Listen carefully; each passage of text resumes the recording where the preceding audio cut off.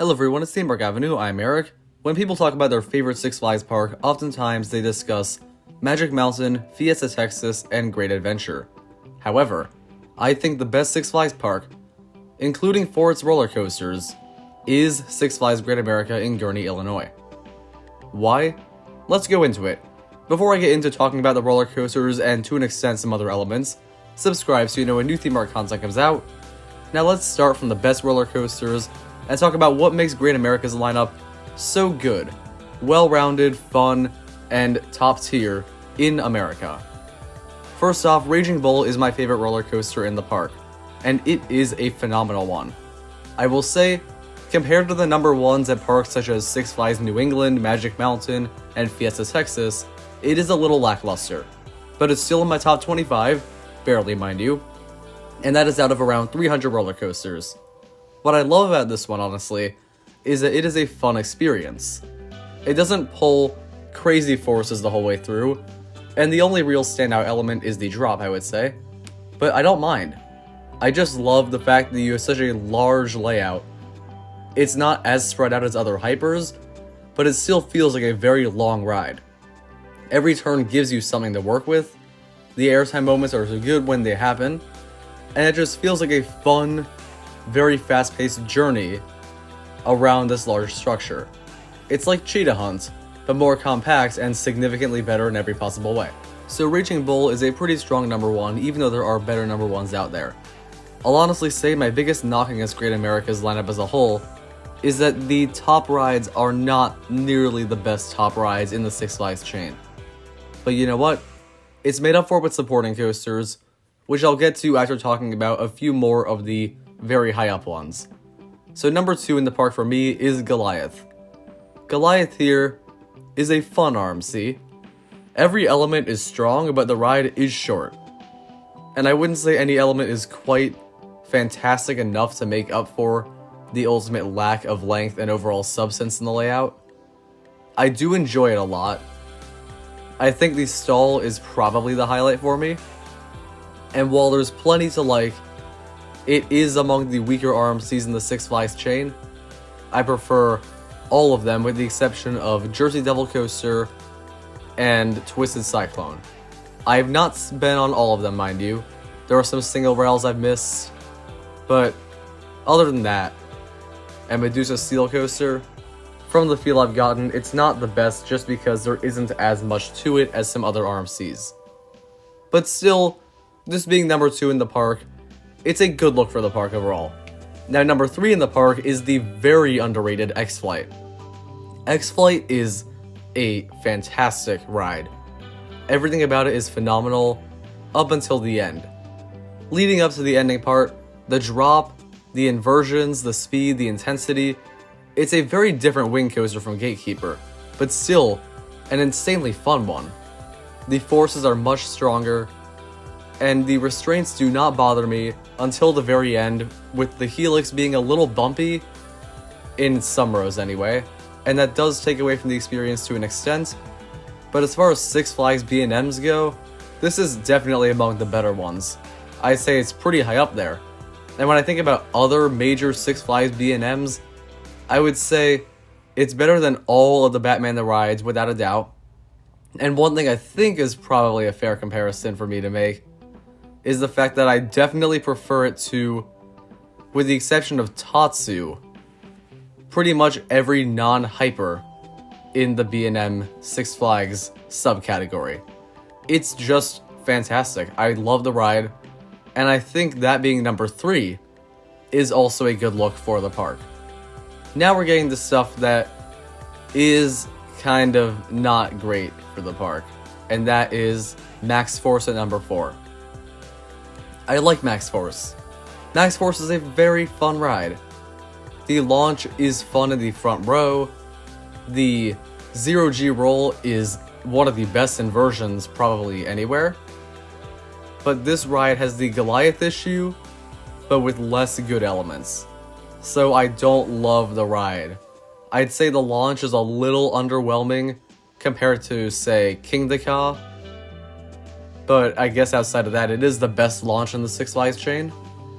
And this being number 4 is similarly a good look. It's basically a far superior version of Full Throttle, though to be fair, Full Throttle is my number 6 at Magic Mountain. And that's before Flight of Courage, so that's probably 7 now. So this being number 4, you gotta wonder, how is Great America going to make up the ground to be better than Great Adventure and Magic Mountain? Well, let's get into that.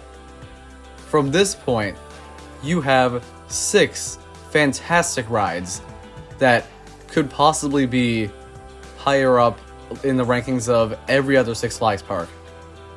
Let's really go into this. The number 5 and 6 at the park are Superman Ultimate Flight and Batman the Ride respectively for me. I love both of these rides. Superman Ultimate Flight flying coasters are overhated. People say it's the pretzel loop and nothing else, but I find gliding around in that flying position with a pretty strong sense of speed to be the kind of thing I enjoy about X-Flight. And of course, the pretzel loop is awesome. This is not the best Superman Ultimate Flight, but keep in mind the best one is number 3 at this park, and this one's number 5. So, comparing them, there are more great rides above it than at Over Georgia. So that's a good look. And Batman the Ride here is the best with the exception of Over Georgia as well. And once again there, I would say Batman the Ride is number 5, maybe number 4 there, and here it is number 6. The Batman the Ride here though is not far behind. Being the original, it has a significantly better sense of terrain, and it just works in the plotted land it's in so well. So it's definitely the second best of Batman the Ride clones, which I mentioned in a ranking of them. So for Great America to have great B&Ms, you have 4 that are all excellent. I love all of them. And on top of that, you have an RMC and a major fast launch coaster. Quite a top 6 to have. Compared to Magic Mountain quickly, that one is Twisted Colossus, which shuts out everything, Tatsu, which I'd say beats everything except for Raging Bull. Then you have X2, which is kinda, you know what, maybe I should stop there before I get people really angry, but I prefer X-Flight to X2, I'm pretty sure. Yep, I'm gonna stick by that. And then you have to dive down to Batman the Ride. With Wonder Woman Flight of Courage there, I guess I have to consider that now. That would be number 4, and Batman would be number 5. And since it's number 6 here, and Great America's is better, that is a strong look for the top-heavy part of the lineup for Great America. But now let's go into some more supporting coasters. The fact that these are supporting coasters speaks volumes about how great it is. Number 7 is American Eagle, and number 8 is Viper. These are both some of the best wooden coasters at Six Flags. Outside of El Toro, there's this one tier of wooden coaster, besides that and Goliath I should mention, that the best Six Flags wooden coasters are in. So outside of that top 2, that kind of lumped together group includes American Eagle and Viper. It's along with things like Apocalypse the Ride, Comet, and Predator. And I think American Eagle is, with the exception of the Helix, an amazing roller coaster. The speed seems unrivaled as far as older wooden coasters go. The drops and airtime hills give every force you would want them to. That Helix is long and drawn out, but I do love everything else about it. It is such a memorable and enjoyable experience. And Viper feels like the longest roller coaster ever. It seems to go forever, honestly. It is super drawn out to an extent, but it never loses speed. And that is a major praise I have to give the ride. Not to mention it has plenty of strong airtime moments, and of course the force going through that whole layout at a pretty high speed the whole time is a major plus. Then we have Flash Vertical Velocity at number 9, and this is around Wicked Twister quality. I think I prefer Wicked Twister by a little bit, because I like twisting as I go up the back. But still, this being number 9 is not a bad look considering back when Dragster and Wicked Twister were both open, Wicked Twister was number 10. So this is pretty close to Cedar Point supporting coaster lineup quality based on that. Number 10 is the Joker. I love 40 free spins, so that's definitely a strong one to have in the park for me, even though others do seem to kind of hate them. And now we have the family coaster lineup. A pretty solid one, honestly. It's not insanely abundant in family coasters, but there are 4, and they work well. Whizzer is iconic, I get it. The ride itself, it's fun. It's a unique seating position, and the drops are fun, and I do like the setting quite a bit.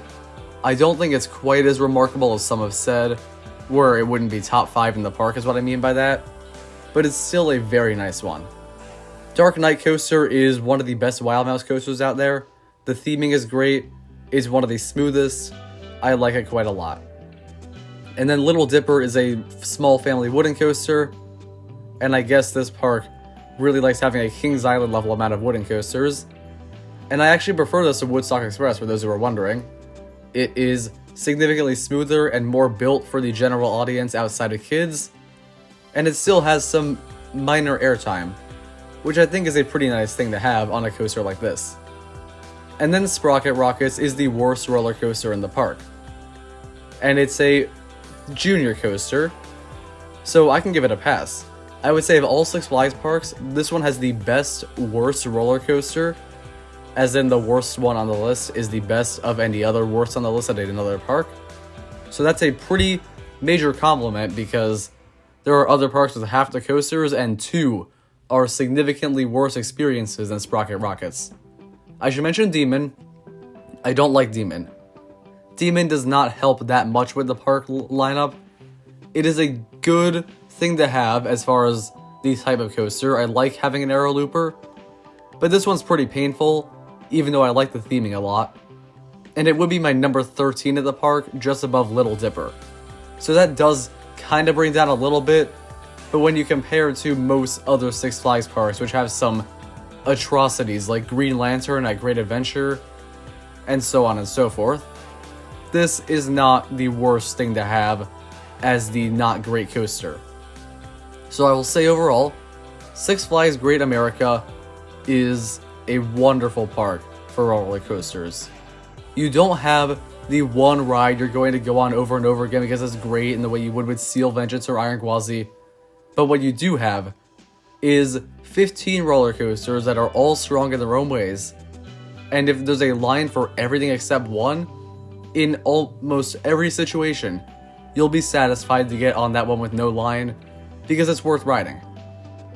Every ride here does something, and it's a very complete lineup, where you have tons of thrilling coasters of different types. Some have inversions, some don't. There's some middle ground with that. There's a good amount of family coasters.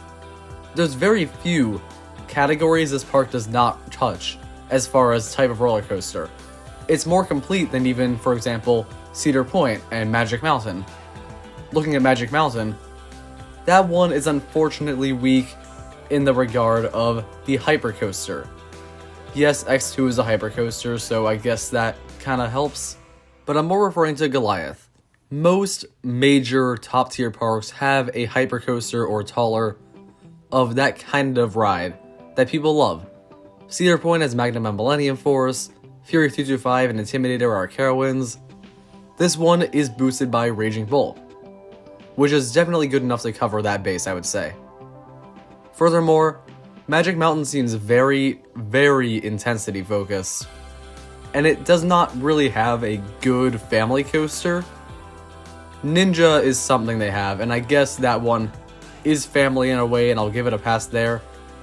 But next to the lineup of Whizzer, Dark Knight Coaster, Little Dipper, and Sprocket Rockets, I don't know. Not to mention Magic Mountain having 4 kiddie coasters is a lazy way to get that record of most coasters, and I really hate that they did that.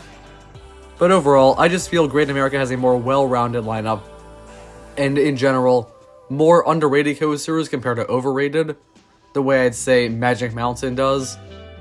So I love the fact that Great America has so much to enjoy. And outside of roller coasters, I talked about this in my reviews before, but more or less, I love that the small collection of flat rides has some very high quality ones. The park's appearance and cleanliness is the best of any in the chain besides Fiesta Texas. The layout is the best.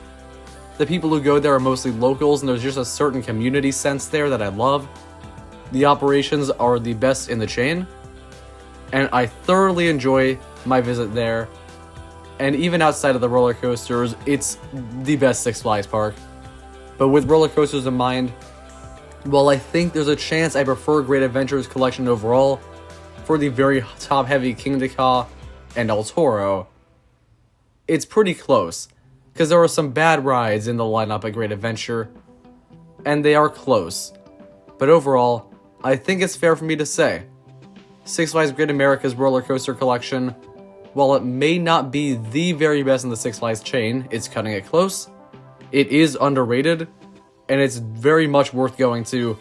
And as far as theme parks, amusement parks in America, period, it is worth putting on your list.